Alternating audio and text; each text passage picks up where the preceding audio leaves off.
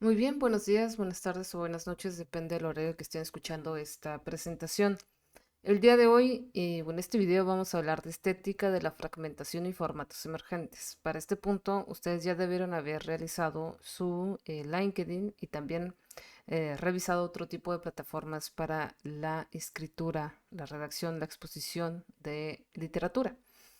Y estos son algunos de los medios extras que nosotros tenemos hoy en día para poder expresarnos, para poder publicar, y han sido uno de los medios en los que también se hace mercadotecnia, ¿no? Y es mercadotecnia del sujeto, um, de la persona que está narrando, que está escribiendo y que de alguna forma se vende también su persona, la autoría. Y bueno, también el tema de los seudónimos es interesante en este apartado porque pues, muchos venden también a partir de un seudónimo. Y es que en la estética de la fragmentación, una estética es, digamos, de un devenir filosófico. Pensamos en el desarrollo estético como algo bello, aunque, digamos, no siempre podría ser bello.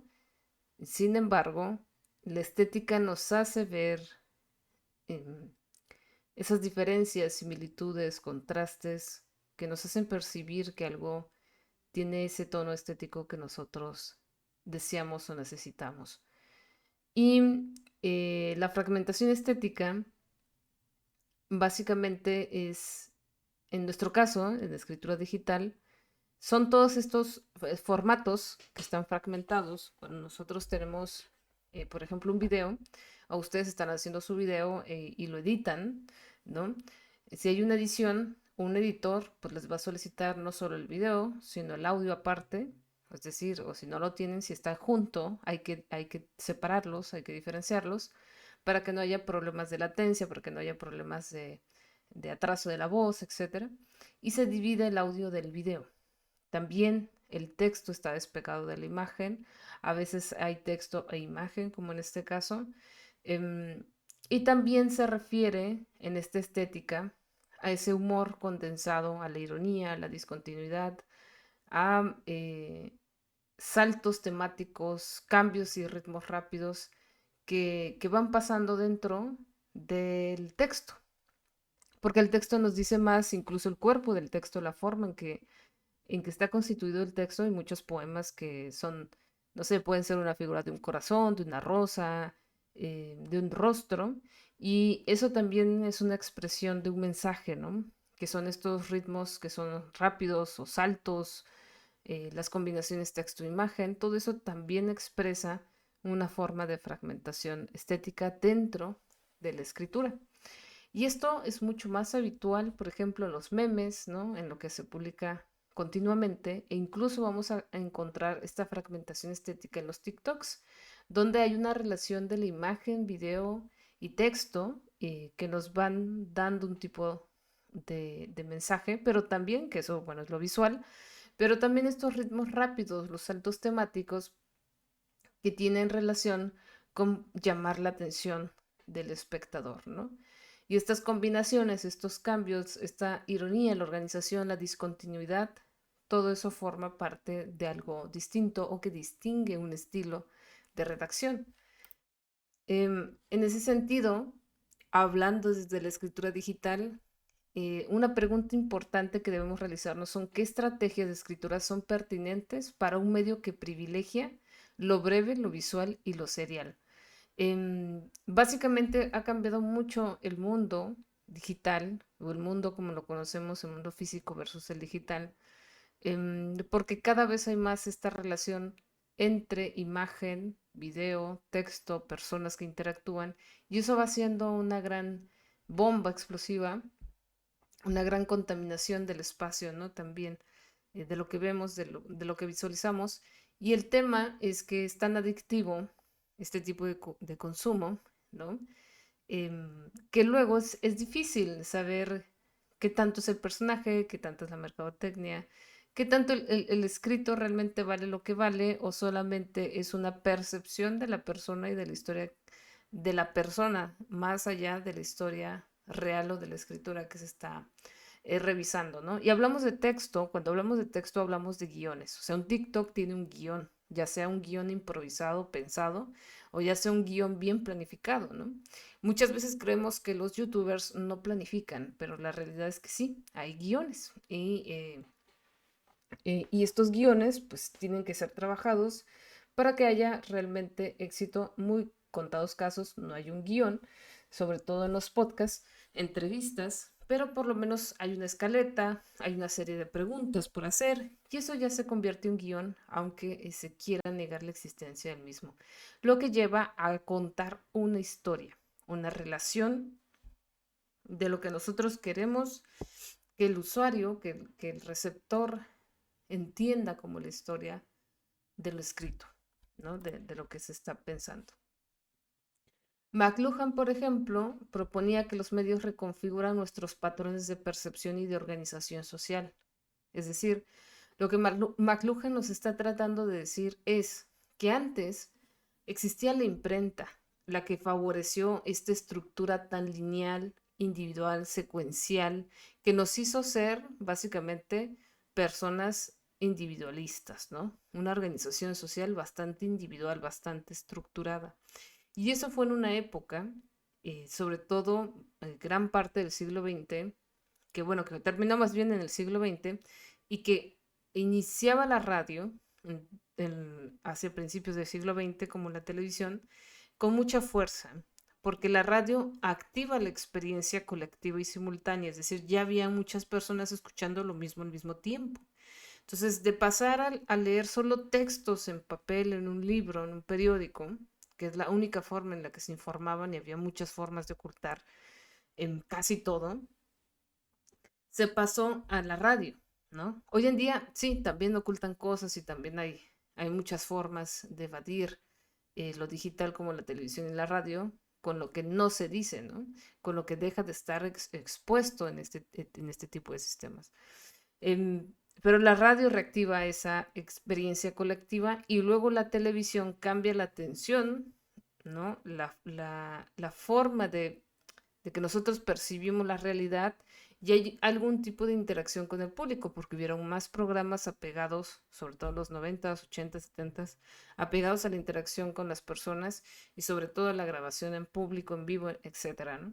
También festivales y demás. Por ejemplo, en México siempre en domingo fue uno de los eventos, digamos, canónicos, ¿no? De la televisión mexicana. Uno de los programas más importantes en Latinoamérica también. Y todo esto cambia la percepción de una realidad, es decir, estas personas existen ahí y puedo constatarlo, ¿no? Puedo revisarlo. Y hoy hay un cambio muy interesante, que no solamente lo leído, ¿no? Lo escuchado ni lo visto, sino que hoy en día podemos responder a lo que vemos en Internet.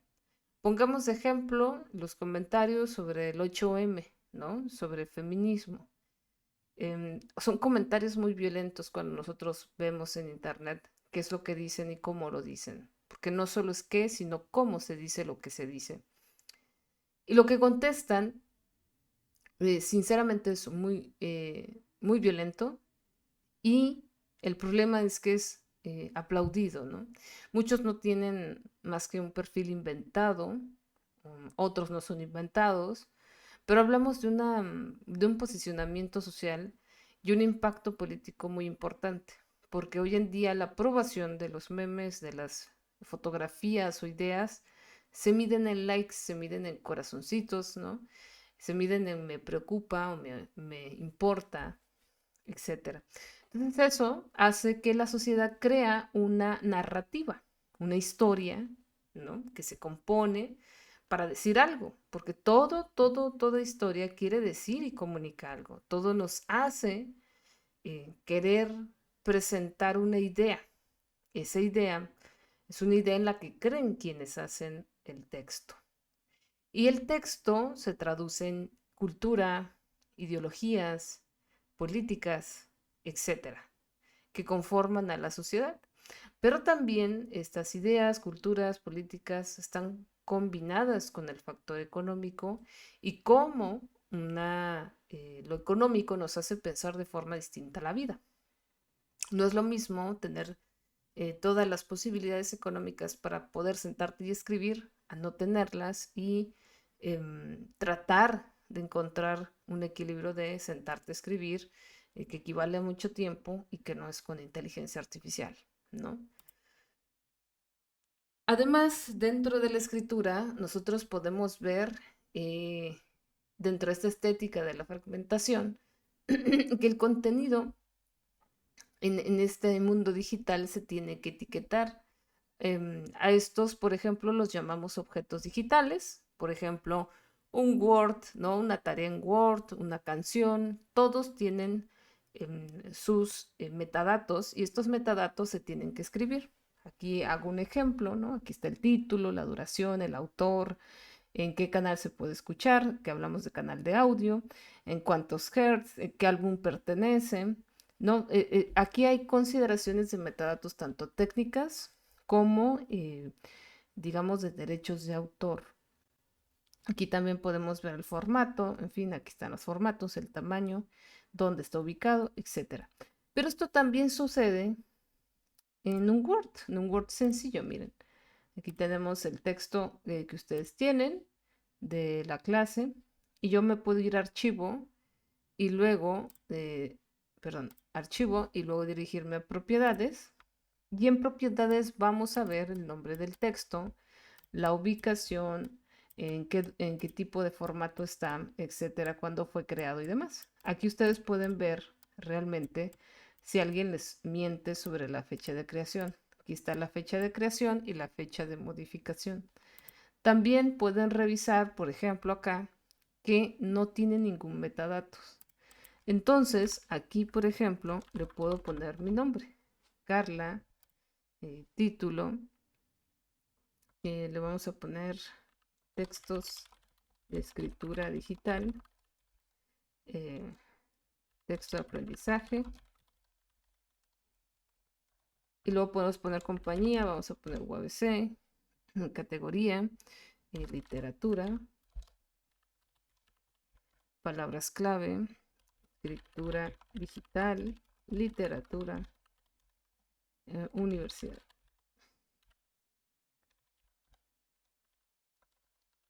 Esto fue elaborado con inteligencia artificial para un proceso de aprendizaje. Y bueno, aquí ya tenemos los datos, por ejemplo. Aquí están las estadísticas, cuántas páginas, párrafos, palabras, caracteres, quién lo editó la última vez, también lo pueden verificar aquí, el tipo de contenido y bueno, ustedes pueden editar absolutamente todo y eso es parte de los llamados metadatos. No solo está disponible aquí, está disponible en cualquier tipo de archivo que ustedes tengan. Y por eso es importante revisar el tema de los metadatos, porque los metadatos indicarían quién es el autor, autora, quién lo editó desde un principio y hay datos que no se pueden editar, básicamente, ¿no? Entonces creo que eso es una de las cosas más relevantes para este tipo de datos y sobre todo para que guarden bien la información de los documentos que ustedes realizan. También es importante esclarecer si utilizaron inteligencia artificial o no y cómo la utilizaron. Pero bueno, ese es otro tema que luego daré una charla sobre eso, pero pues vamos avanzando. Entonces, los metadatos también nos hablan de esa fragmentación del contenido que se compone en texto, en audio, en metadatos y que pueden todos ellos recombinarse, ¿no? Entonces Manovich por eso dice, la dimensión técnica es importante. La dimensión técnica es importante porque nosotros no podemos decir en este mundo del siglo XXI que lo digital no es político, que lo digital no corresponde a los que escribimos o hacemos literatura. Por el contrario, debemos de saber de muchos detalles técnicos y eso hará que también nos posicionemos mucho mejor en nuestro ambiente laboral. Bien, ahora en cuanto a interacción en relatos y fenómenos transmediales, aquí esto es un apartado muy, muy interesante. ¿Por qué? Nos hablan de que del relato lineal al relato interactivo, ¿no? Nos hablan de esta transición periódico, radio, televisión, a hoy en día, donde el lector ya no es solo un espectador, ya no se limita a seguir un camino fijo, ¿no? Sino que el relato interactivo es que se pueden elegir rutas, intervenir, comentar, jugar, remezclar o incluso coescribir con el autor o la autora. También, también en estos formatos que son interactivos, relatos interactivos que hemos cambiado completamente, nosotros desplazamos, se desplaza, ¿no? Nosotros nos desplazamos como usuarios y nos convertimos en este lector jugador o lector participante. Antes la agencia, por ejemplo, estaba concentrada en el autor, dentro de la ficción, en los personajes. Pero hoy en día podemos jugar muchísimo con la lectura e incluso incluir a los comentaristas, ¿no? A los espectadores, como en el caso de Wattpad, que también hay ese tipo de interacción y los autores, las autoras van cambiando justamente ese tipo de interacción. Entonces hay un cambio de agencia ahí también. Y luego existe el término que ustedes deberían abordarlo bastante, tanto el cambio de agencia o este relato interactivo, donde hay una relación lector-jugador, lector-participante, y la literatura ergódica. Revisen esta parte de la literatura ergódica. Yo creo que una de las cosas que menos exploran, pero que está interesante. Arcet propuso la noción de literatura ergódica, ¿no? Para describir textos cuya lectura exige un refuerzo no trivial. Entonces acá no basta con el uso de las páginas, con leer, sino que ahora hay que hacer acciones para recorrer el texto. Entonces integraba el tema de los hipertextos que ya hemos visto, que son los vínculos que nosotros damos clic y nos lleva a otra información, como en Wikipedia, y elegir enlaces que definen qué parte del texto se lee. O sea, como un videojuego que se está narrando al mismo tiempo y que va seleccionando hacia qué camino seguir. Y que la progresión depende de resolver tareas, ¿no? Como resolver un crucigrama. Y eso lo vuelve como un tipo de videojuego narrativo y una ficción interactiva.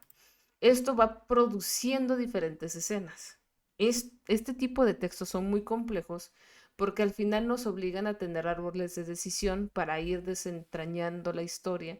Es como jugar a Zelda y tener que poder ir en diferentes caminos, pero al final tienes que cubrirlos absolutamente todos, ¿no? Em, y eso significa que ninguno de estos caminos se deben contraponer. Es decir, toda la historia debe de guardar coherencia. Y para guardar coherencia, pues se recomienda ir haciendo las conclusiones que va a llevar cada uno de los caminos y también hacer la narrativa de los personajes antes de comenzar a escribir. Y si a ustedes les gusta la escritura de la novela o del cuento, les recomendaría primero comenzar con el desarrollo de los personajes, el desarrollo del contexto, para que eso no se contraponga después en el mismo, la misma descripción de la narrativa, porque eso empieza a jugar en contra y entonces ahí es donde nosotros como espectadores sabemos que están improvisando o yendo en contra de lo que idealmente era el personaje en un principio, ¿no? Entonces primero hay que hacer la escaleta de los personajes, luego ir haciendo la escaleta también del escenario, descripción del escenario o de los escenarios y el objetivo final, ¿no? De la novela o del cuento, para que de alguna forma estas fragmentaciones nos ayuden a crear un solo texto. Pero este tipo de texto, que es ergódica, pues tiene relación con ir haciendo diferentes caminos para desarrollar un texto, ¿no? Y también pueden ser caminos que nunca luego se van a topar con el otro jamás y nunca vamos a conocer otros finales, sino las decisiones que fuimos tomando y que fuimos construyendo hasta llegar a esa conclusión. Es como la vida, ¿no? Nosotros tenemos el libre albedrío, digámoslo así. Sin embargo, conforme nosotros tomamos las decisiones, pues se va armando nuestra vida. Y por último, me gustaría hablarles de las narrativas transmedia elaboradas por Carlos Scolari, donde sabemos que una literatura o narrativa transmedia, déjenme quito esta figurita de aquí, donde la literatura transmedia, la narrativa transmedia, es cuando la historia eh, se va colocando en diversos medios, ¿no? Es decir, podemos pasar de una película a un cómic, a una serie, a un videojuego, a redes sociales o sitios web. Sin embargo, eso no significa que estos formatos diferentes, que son las narrativas transmedia, van a repetirse. Si se repiten, entonces son adaptaciones, ¿no? Si una novela, como apunto acá, se convierte en película y cuenta básicamente lo mismo, pues no es transmedia, sino una adaptación. Pero si hay diferentes formatos, entonces hablamos de narrativa transmedia. No es marketing o marketing multiplataforma. Mm, Sin embargo, eh, lo que sí es que ayuda muchísimo la mercadotecnia para el consumo de esa misma narrativa en diferentes formatos. Un ejemplo de ello es Star Wars, que tiene el mundo en películas y también tiene su serie en formato de caricatura y sigue algún tipo de narrativa, aunque a veces se pierden, pero sigue una narrativa que cuenta la misma historia del mundo de Star Wars. Es más o menos similar, que tiene diferentes formatos. Y hay muchos otros que tienen diferentes formatos que aparecen en cómics y luego aparecen en televisión. El caso de Spider-Man, por ejemplo, no siempre no es una narrativa transmedia, es más bien una adaptación, ¿no? Porque en realidad ahí la mayoría de las películas se basan en lo que decía el cómic. Es por eso una adaptación. Pero cuando del cómic sigue otra narrativa en una película y regresa el cómic siguiendo la continuidad de la película, eso sí podría considerarse narrativa transmedia. Bien, por eso, para esta semana, ustedes podrán elaborar un podcast, vamos a cambiar de narrativas, van a poder elaborar un podcast o bien con 2 a 3 compañeros, o bien la otra opción que les doy es realizar, si ustedes prefieren, em, una historia, ¿no? En 2 formatos distintos. Es decir, una historia que tal vez lo publiquen como cuento, como cómic, y luego lo pasen a digital, a Instagram, a YouTube, como algo narrado o una historia que siga para que sea transmedia, o bien en Instagram un meme, pero que siga esa misma narrativa de lo que ustedes están contando como una continuidad de la historia. Van a tener esas 2 opciones, no se los voy a escribir aquí porque solo se van a poder enterar si escuchan el video. Y la otra opción es realizar una infografía sencilla. Entonces tienen 3 opciones esta semana, o hacen un podcast, o una infografía, o una historia transmedia, lo que ustedes gusten en esta semana.